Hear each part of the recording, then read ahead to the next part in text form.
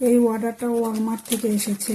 দেখি ভিতরে কি আছে, আমি জানি না এখনো ভিতরে কি আছে, এটা দেখতে হবে।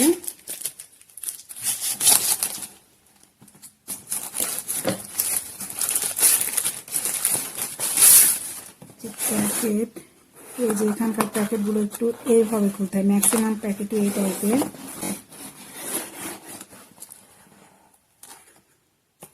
বুঝতে পেরেছি, এটা হচ্ছে যে তাদের বিল্ডিং বাড়ি আছে, তাদের বাসায় কোন দিক দিয়ে তার গিয়েছে সে তারটা সিলেক্ট করার জন্য স্ক্যানার হিসেবে এটা কাজ করে।